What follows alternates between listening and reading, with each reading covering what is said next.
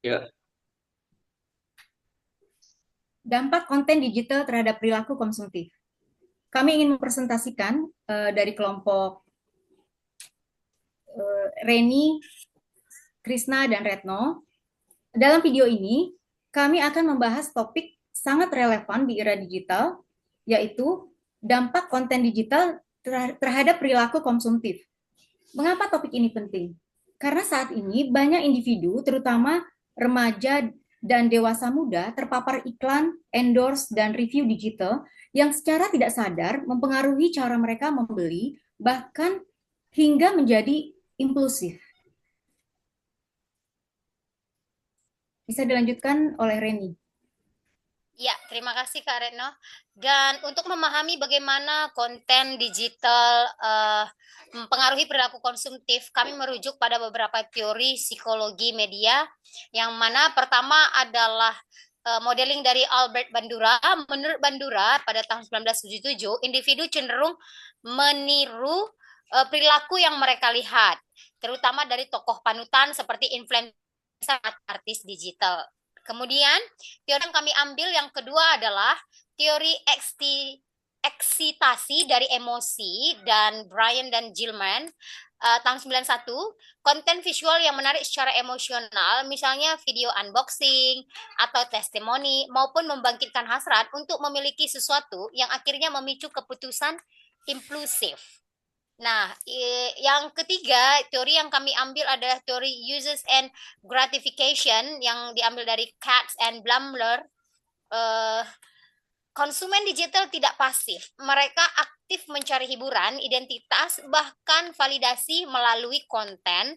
Dan salah satu caranya adalah membeli produk yang lagi tren, seperti itu, demi diterimanya di lingkungannya. Itu dia. Nah, untuk selanjutnya mungkin Kak Gede boleh lanjutkan? Atau Kak Retno? Terima kasih.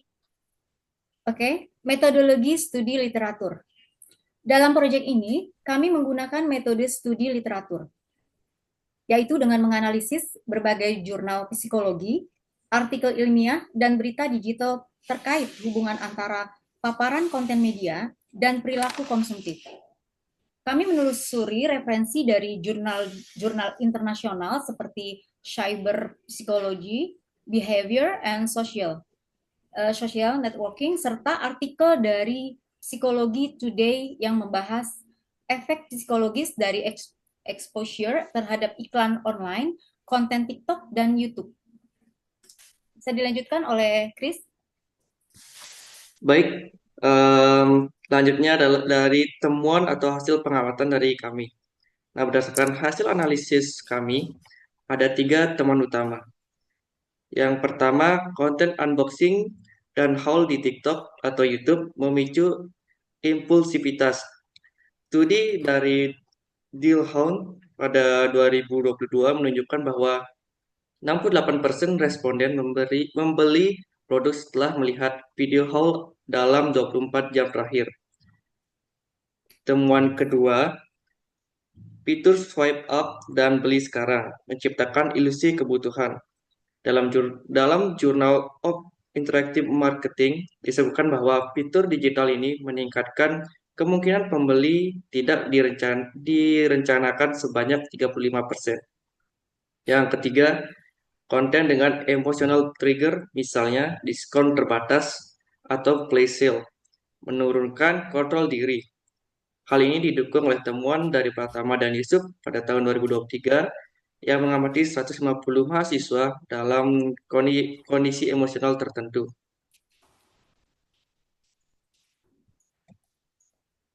Selanjutnya, ada implikasi psikologis dan rekomendasi.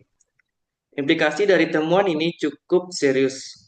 Paparan berlebih terhadap konten konsumtif dapat menimbulkan masalah seperti yang pertama ada kebiasaan belanja impulsif, yang kedua penurunan kontrol diri, yang ketiga masalah keuangan pribadi terutama bagi remaja.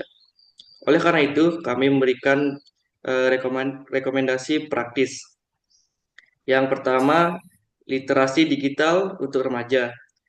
Ajarkan mereka mengenali manipulasi iklan, memahami perbedaan kebutuhan dan keinginan. Yang kedua, pengaturan algoritma dan waktu layar. Batasi paparan terhadap konten konsumtif dengan fitur pembatasan waktu dan personalisasi konten media sosial. Penutup, konten digital dapat menggeser perilaku konsumsi menjadi impulsif dan tidak sehat. Mari kita bijak dalam menggunakan media. Pesan akhir, jadilah pengguna media yang sadar, bukan korban algoritma menggunakan media. Referensi, baik, sekian dari kelompok kami. Terima kasih atas perhatiannya. Mohon maaf apabila ada salah kata. Sekian, terima kasih. Terima kasih, Kak. Terima kasih.